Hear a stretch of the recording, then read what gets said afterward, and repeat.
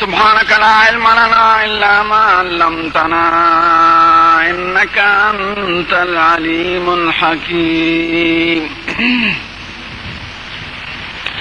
نحمده ونستعينه ونستغفره ونؤمن به ونتوكل عليه ونعوذ بالله من شرور أنفسنا ومن سيئات أعمالنا. من يهده الله فلا مضل له ومن يضلله فلا هادي له. ونشهد أن لا إله إلا الله وحده لا شريك له. ونشهد أن سيدنا وسندنا وحبيبنا وشفيعنا ورحمتنا ومولانا محمدا عبده ورسوله. أما بعد فأعوذ بالله من الشيطان الرجيم. بسم الله الرحمن الرحيم. فمن كان يرجو لقاء ربه فليعمل عملا صالحا ولا يشرك بعبادة ربه أحدا. وقال رسول الله صلى الله عليه وسلم: كن في الدنيا كأنك غريب أو عابر سبيل وعد نفسك من أهل القبور. وقال عمر رضي الله تعالى عنه: الكيس من دان نفسه وعمل لما بعد الموت. صدق الله مولانا العظيم وصدق رسوله النبي الحبيب الشفيع الكريم. درود شریف ہوا ہے. اللهم صل على سيدنا ونبينا محمد وعلى آل سيدنا ونبينا محمد وبارك وسلم وصلى عليه. اللهم صل على حبيبك ورسولك سيدنا ونبينا. زما عزتمند مشرانو او گرانو رونو دوستانو، اکثر مسلمانان د شکایت تکلیف کوي، د پریشانو وای، ځان تم خلقو تم ماتم پکې ډېر وي. د دې علاج څه دی؟ پریشانی په څه ختمیږي؟ د پریشانو د ختمو قرآن شریف او د حضور مبارک په خبرو کې او د صحابو د کلام نه دا معلومیږي چې هغه د مرګ تصور او د مرګ یادېدل په دې پریشانۍ ختمېږي. قرآن شریف کې زیات زور د آخرت په ژوند او د آخرت طرف ته د ترغیب، د میلان او د یادګیرنې ذکر دی او د مرګ او د دواړو جهانو د سردار په تعلیماتو کې مقصد دا او د صحابه او د نیکانو د پاکانو په عمل کې امدار. حضرت عمر خدای پاک وایي که د چا د خدای د پیشې یقین وي چې خدای پاک سره به زما پیشي کېږي، نو فلیعمل عملا صالحا، نیک عملونه دې کوي، ولا یشرک بعبادت ربه احدا، د خدای په عبادت کې دې بل څوک شریک کوي نه، عبادت ته صرف د خدای کوي. او د دواړو جهانو سردار وای دنیا کې داسې ژوند تېروه لکه یو مسافر سړی چې یو وطن ته راشي د یو څو ورځو په نیت او بیا د دې نه ځي، یا د دې نه هم لږ زیات راهروینده لکه سړی په یو لاره سفر کې رواني او د یو اونې د لاندې یو څه وخت لپاره آرام ته کښېني، نو یا خو ځان مسافر ګڼه یا راهروینده په لار روان. زړه ورپورې ډېر مه تړه. وعد نفسک من اهل القبور، دا د مسلم شریف حدیث دی. او ځان په ژوند کې د قبرونو د خاوندانو نه وشمېره چې یو ځل مې دغه آخري کور خو هغه دی.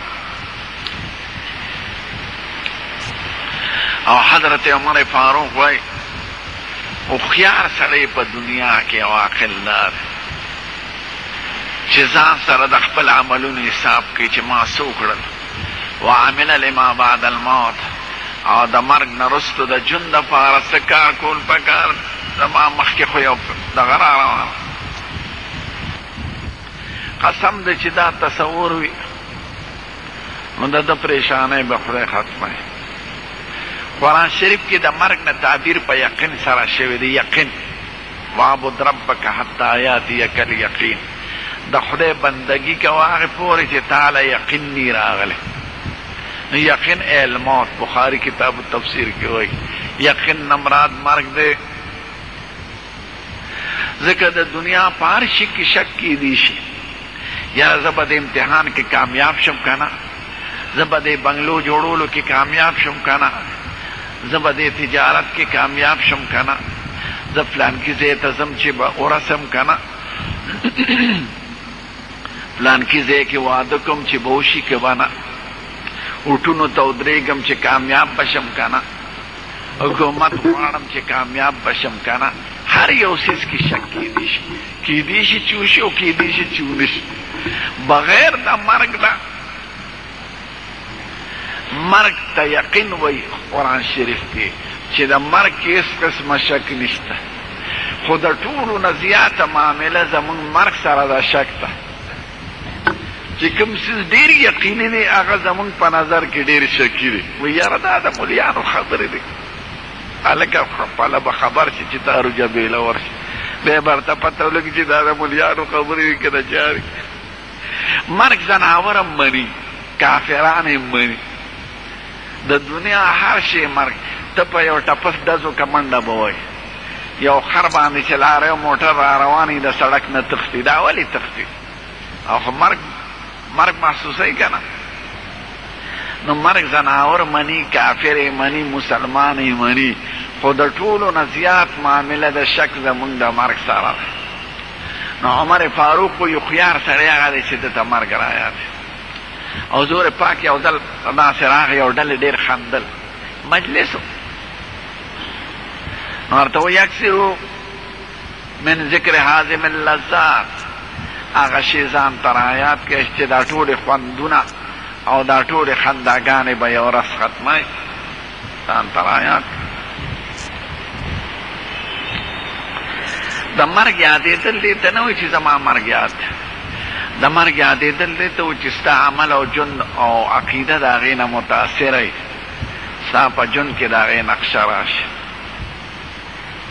زمونږ دا بزرګان مو یو کتابونه کې م لیکي چې سړي ته مرګ رایاد وي نو خدای پاک 3 فایدې وررسوي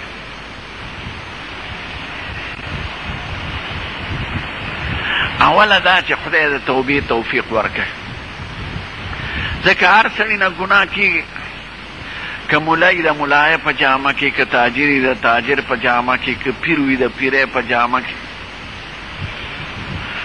نو ګناه خو د هر چا نه کېږي خو خدای د توبې توفیق ورکړي ځکه ده ته رایاد وي چې یو ورځ خو به دا سلسله ختمېږي او توبه چې سړی وباسي خو کامیاب دی د دواړو جهانو سردار وایي وی کلکم خطاؤون وخیر الخطائین اللوابون هر سړي نه ګناه کېږي خو بهترین هغه انسان دی چې خدای ته رجوع کړي او توبه وباسي نو خدای د توبې توفیق ورکړي دویم دا چې اعمال یې ښه شي مونځ او دس د دې فکر پیدا شي چې زه خو به یو ورځ مرم امانه به خدای تپوس کوي نو د مونځ پابندي کوي د زکات پابندي کوي د روژې پابندي کوي د حرامو نه ځان بچ کوي او د عبادات فکر شي ورسره دریم دا ده چې د دنیا د امینه خدای د سړي د زړه نه وباسي دا جنگ جګړې د پاټو جګړې په پاکستان کې د خلقو جګړې او دا درز روز د اغوا کور دا تختور دا ډاکې کور او دا اغلا کور دا ټوله نتیجه د دوی ده چې دوی ته مرګ نه رایاد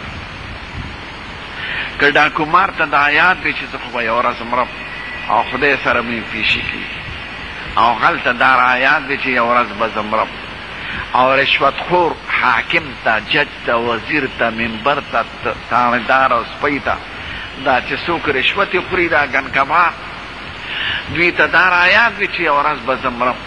نو ده به دا کړی بیا پیسې کوم، خو یو څو ورځې ژوند دی، دا چې څه خدای را کړي دی. که سړی غوښه نه خوري، دال خوري، نو ژوند یې نه تېرېږي. او که سړی په بنګله کې نه اوسېږي، په کچه کوټه کې اوسېږي، ژوند یې نه تېرېږي.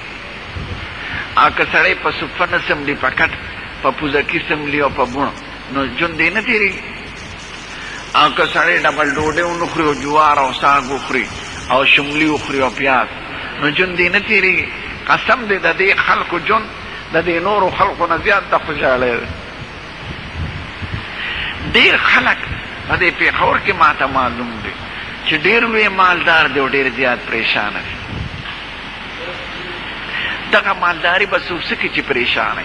د مال خو فایده دا چې زړه مې خوشحاله او چې ته په غم اخته نیمه شپې پورې حساب کتاب کې اور کالکولیټر د لاس کې نیولي، په دغه پیسو دې تندر ولګي. او ډېرو خلکو خودکشي کړې ده.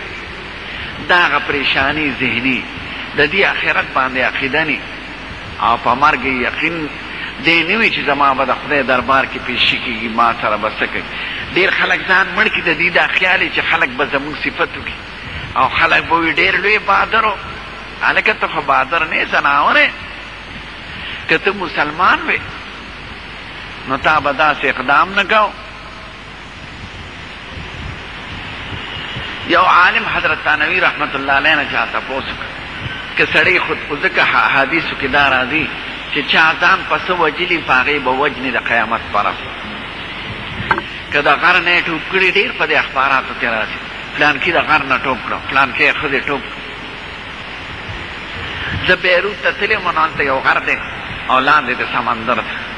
وی دا خلک عیسایان چې دلته خودکشي کوي، دلته د غر ته راشي، د هغې څوکه ده، د دې نه ټوپ کړي سمندر ته، بس مړ شي. انګریزانو کې خودکشي ډېره ده او په هندوانو کې، ځکه د هغې خو په آخرت یقین نشته، نو د ډېر تکلیف د وجه نه ځان مړ کړي. نو دوی به جوړې زه به خوشحاله شم. نو د دواړو جهانو سردار وایي چې چا په کومه طریقه ځان وجلي، هم په هغه طریقه به د قیامت پر ورځ دله عذاب ورکېږي. که چا زهر خوړلي، زهر به ورته لاس کې اچولي کېږي، دی به هغه خوري، خو مري خو به نه او تکلیف به پرې دی. که چا په تماچه ځان ویشتي، هماغه چل به ورسره کېږي. که چا ځان په چاړه والي، هماغه چل به ورسره کېږي. خلک به په حساب و کتاب کې مشغوله، یو دی به په دې غم مبتلا. نو یو سړي د حضرت ثانوي نه صاحب تپوس وکړ چې سړي ځان ووجه خو ځان یې خپله مړ کړ، نو دا عذاب پې ولې دی؟ دا خو د ده نفس و. وی نه، دا خو د ده نه دی، دا روح او دا نفس د سر امانت دی، دا د خدای ملکیت دی. تا ته دا حکم و چې د دې خپل نفس او د بدن به حفاظت کوې. دا دې ولې وکړې؟ یو سړی نوټ راوالي د خپل جیب، 100 روپو نوټ دی یا د 10 او په ټوپک کې کېږي او په ډزې والوځي، نو دا سخت مجرم دی، هم په قانون کې هم په شریعت کې. که دې دا ووایي چې دا نوټ خو زما ځان ته مې نقصان ورساو، نو ما پې نیسي ولې؟ نه، دا تا سره امانت، دا ستا دپاره خدای د دې درکړو چې ته ترې فایده واله. دا خو د خدای نعمت دی، تا د هغې غلط استعمال وکړو، نو په خپل مال به هم سړی نیولي کېږي چې دی پکې غلط تصرف وکړي، په خپل بدن به هم نیولي کېږي. د شریعت دا حکم دی که سړی لمر ته ودرېږي چې ودرېږه زه خپل ځان له تکلیف ورکوم، دا بنده نه نفس ته به آرام ورکې، سوري ته به کښېنې، جامې به ورکې، بربند ګرځېدل او لمر ته ودرېدل او همیشه په تکلیف کې ځان ساتل، دا خو شریعت بند کړی دی. نو دا نفس تا سره امانت دی، نو خدای پاک به دې په دې نیسي چې تا د خدای امانت کې ولې غلط تصرف وکړو. نو چې سړي ته مرګ رایاد یو بزرګ او وایي ما سره 4 خبرې خلک مني خو عمل یې مخالف دی او دا هر ساته. اول هر مسلمان وایي موږ د خدای بندګان یو، دا وایي که نو بنده خو د خدای نوکر او غلام ته وایي او کې کار د ازادۍ. غلام او بنده چې ځان ته وایي خو د آقا او د مولا په حکم به چلېږي. لکه یو سړی ځان ته د چا نوکر وي او د هغه د حکم مخالفت کوي نو ته به مجرم نه. نو هر سړی وایي زه د خدای بنده خو کار د ازادۍ کوي د خر لکۍ ده چې اوچته کړې ده او پروا نه لري. دویم هر سړی وایي رزق د خدای په لاس کې دی، په قسمت کې دی، په اوزل کې دی، فیصلې خدای کوي. نو چې دا د یقین دی او دا وی نو دا رشوت ولې هلې او دا حرام ولې کې او دا غلا او ډاکې ولې کې او دا ماشومان ولې تخته خو دا دروغ وایي. که ستا دا ټیک ته د رزق اسباب پته کې خو فیصلې بره دي نو ولې غلط کار کې. 10 لکه روپۍ دې واغېستې ته به څومره خورې مرداره.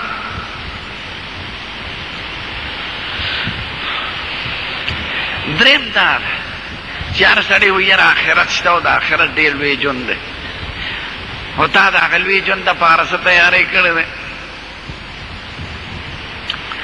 څلورمه دا ده چې هر سړی وایي مرګ حق دی نو مرګ حق دی تا والا څه تیاری کړی دی او د مرګ د حقتون په اعتبار تا څه کړي دي.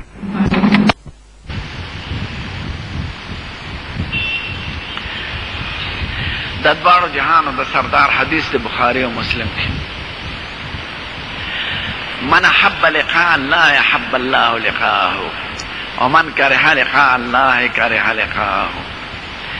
چې د چا د خدای ملاقات خوښي نو د خدای د هغه ملاقات خوښ دی او چې څوک د خدای د پیشې او ملاقات نه خوښوي نو خدای د هغه ملاقات هم نه خوښوي.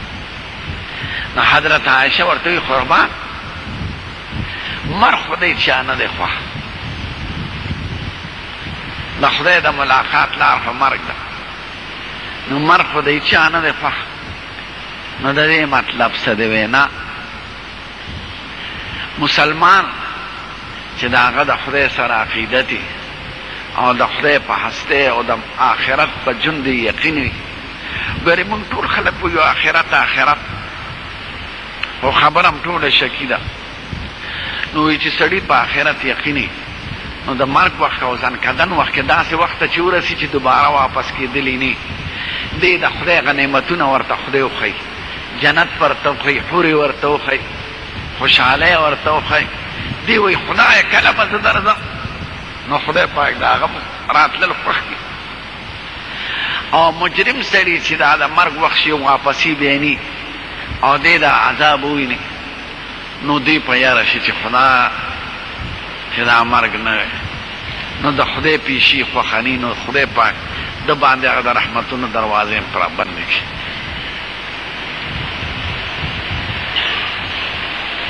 د موسی علیه السلام یو ملایکې نه تپوس کوي اسرائیل چې د مرګ منظر څنګه دی.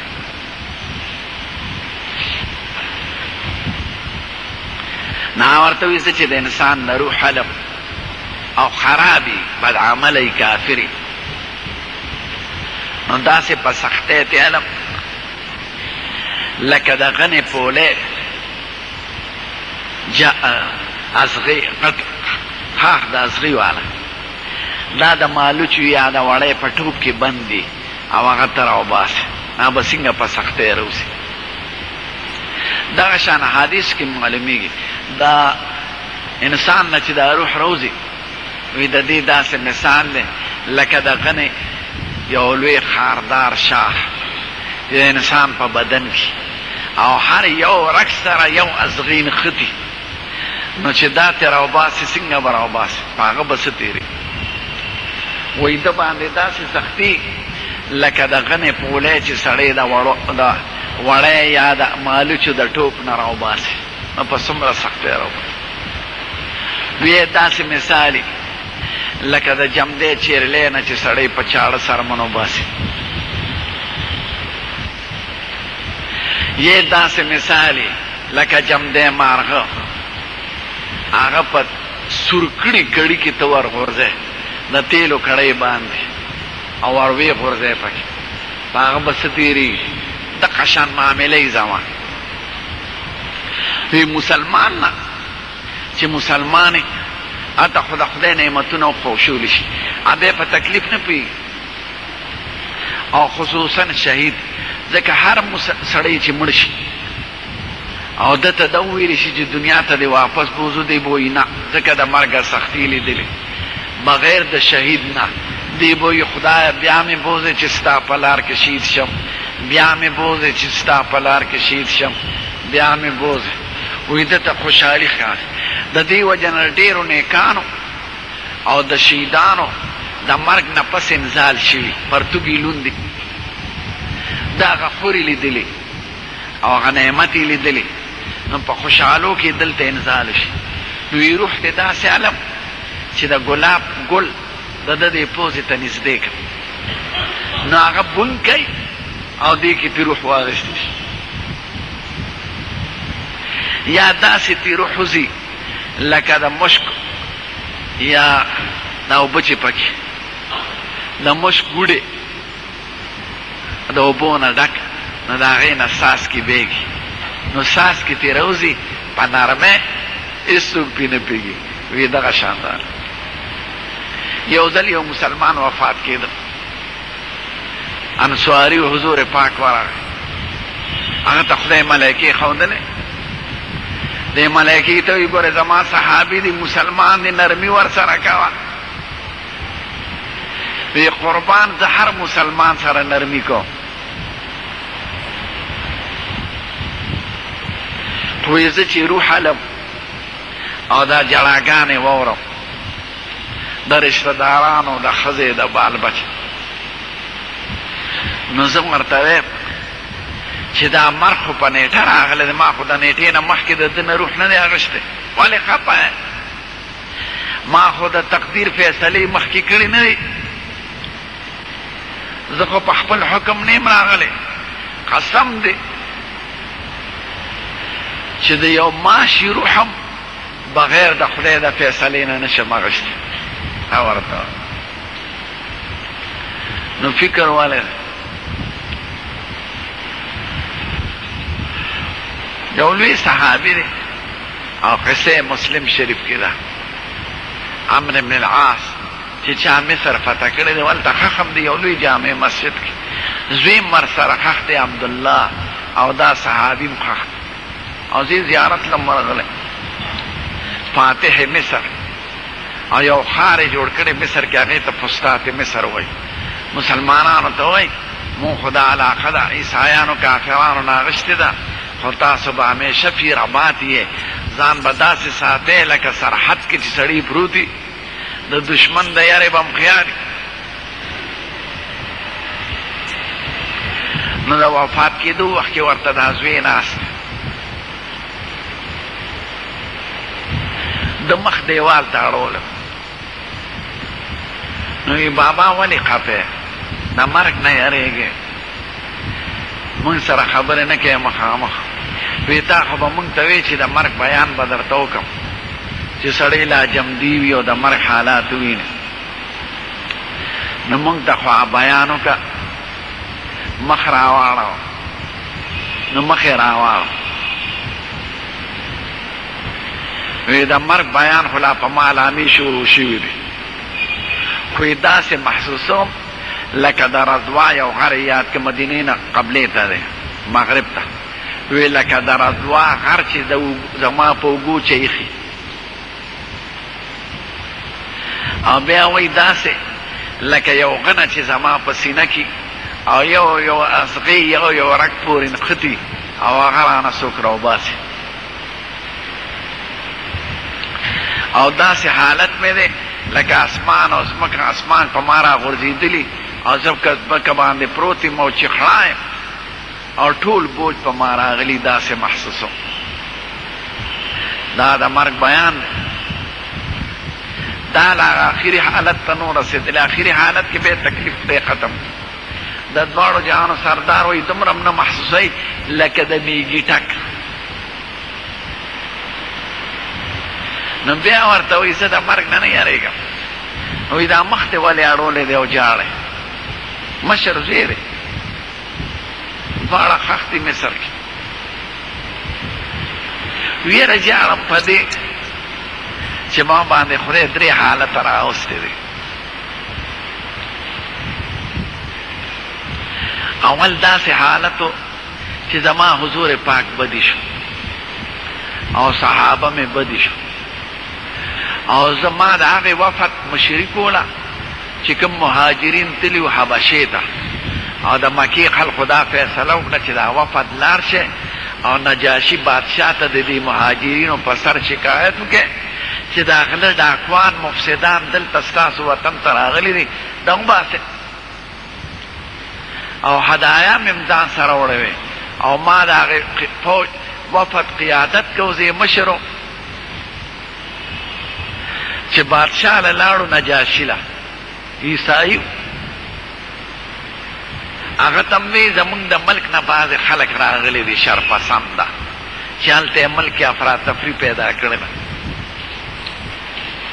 او په ملک کې جدی راوستې د پلار یې د زوی دشمن کړی دی او زوی د پلار او ښځه د خاوند د ښځې او دا یره ده را سره چې ستاسو ملک کې به فساد پیدا کړي هغه خبر نو وی ملکو او نه پخوا دا مواصلات نو دا وباسه وی زه خو نه یم خبر او زه خو بیا لې وباسم چې راویې غواړم تپوس دې وکړم د خدای شان ته ګوره چې د دوی تل خدای د مسلمانانو د بادشاه دپاره د خیر ذریعه وګرځول په کوم علاقه کې دی پلان کې علاقه کې پولیس یې ولېږه هلته سپیانو ته اطلاع وکړه وی د هغې یو دوه درې مشران راوړه د دې مهاجرینو هغې ته چې ور ورسېده خبر هغې نو خبر پریشانه شو چې بادشاه غوستې اوس څه چل دی حبشه جدې ته مخامخ د دریاب بل طرف ته هلته نری دریاب دی هغې ته بحیر قلزم وی او سور دریاب ریډ سی نو مخامخ مغرب ته حبشه پرته ده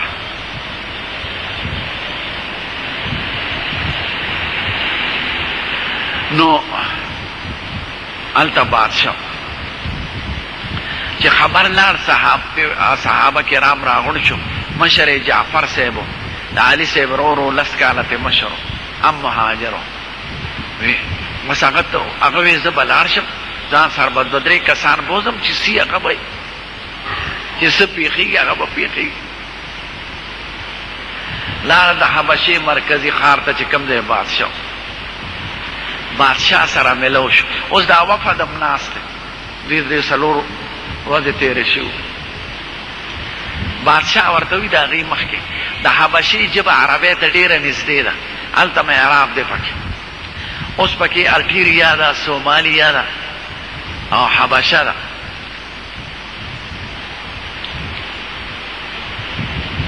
حبشي اوس نوم جدا دی انګرېزي نو بادشاه ورته وي تاسو څوک یو سله راغلي وفد هم ناست او عمرو بن العاص هم ناست ورته وی موږ د مکې خلک یو خدای پاک موږ به بوتانو ته سجدې کولې جمدې لوریانې به م ښخولې زنا او غلا او ډاکې راکې ډېرې وې او یو بل به م قتلون په معمولي خبرو به په کلونو جنګ و قبایلي خدای په موږ کې یو ښکلی انسان پیدا کړ چې د هغه نسب د هغه حسب هر څه موږ ته معلوم و څه د بار سړی نه و هغه د بت پرستۍ نه منع کړو او راته یې وې غلا ډاکې مه کوې او رښتیا وایه او د خدای د عبادت حکم یې وکړ نو دا قوم زموږ دشمنان شو دوی په موږ ظلمونه شروع کړ نو موږ ته خپل پیغمبر ووی چې دې مخامخ ملک ته لاړ شه هلته لږ امن دی نو چې څو پورې د اسلام غلبه نی راغلې تاسو یې هلته نو موږ په دې تمه راغلي چې ستا عمل کې امن دی دلته رالو بادشاه وی ټیک بلکل بیا ورته عمرو بن العاص او دا وفد وایي چې صاحب د دوی د عیسی علیه السلام متعلق ډېره خرابه عقیده ده عیسی علیه السلام ته خو هغې خدای وایي او د خدای زوی وایي عیسایه نو ورته وایي ستاسو د عیسی علیه السلام متعلق څه عقیده ده وایي زمونږ هغه عقیده ده چې زمونږ په قرآن کې ده او مونږ ته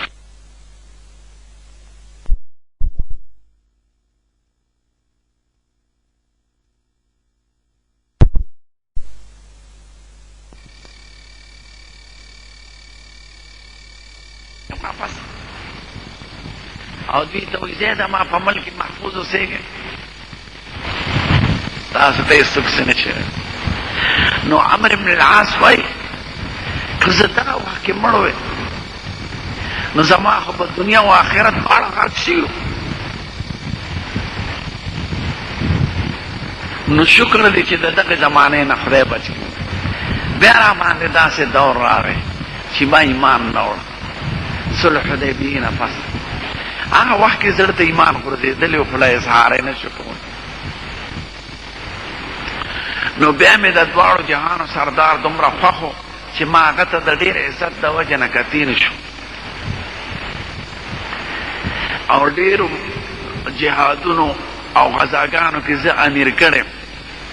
نو که زه هغه وخت کې مړ شوي وی نو ډېر بختور به وم، ځکه حضور پاک را باندې به جنازه کړې وه او دعا به یې راله غوس کړه. د هغې د وفات نه پس بیا دا جنګونو جګړو کې مونږ یې سې واخیستې او په حکومت کې مې سې واخیستې. وزیر اعظم د حضرت معاویه صاحب او مستشار خاص، نو د دنیا په دې لوبو ټوکو کې مشغول شو. نو ما سره د دې ژوند غم دی چې خدای پاک به را سره څه کوي. خو چې زه وفات شم نو قبر مې داسې کې را باندې خاورې واچوي او د مرګ د قبر نه پس بیا لږ ودرېږې چې زما زړه ته اطمینان راشي. بماذا اراجع رسول ربي، چې د خدای ملایکې رانه تپوس کړي چې زه به څه جواب ورکړم. نو تاسو راته لږ ودرېږئ، بیا وفات شو. نو چې سړي ته مرګ رایادي، د دنیا دا جنگ جګړې او د دنیا دا حرص دا رشوتونه او د لیډرانو جنگ او معاشره کې د ډاکو او د غلا دا په خپله کمیږي.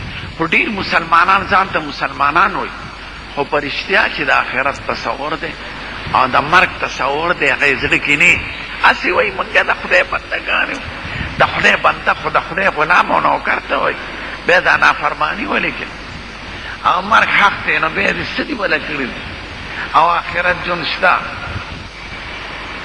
او رزق د خدای په لاس کې دی. نو چې رزق د خدای په لاس کې دی نو دا غلط استعمال ولې کې. درود شریف چا دعا کړه دا قالینونه زمونږ جماعت قالین صفائی کوي. دلته یو بابو صاحب د خدای پاک دی ژوند او مال کې برکت واچي، هر کال دا قالینونه صافوي، په دې او یا اتیا زره خرچ راځي، هغه ټول د خپل طرفه کوي. نو خدای پاک دې ورسره احسان وکړي. څوک بیماران دي چا باندې قرض دی، خدای دې مشکلات حل کړي. چا وی ما د خپل زوی نوم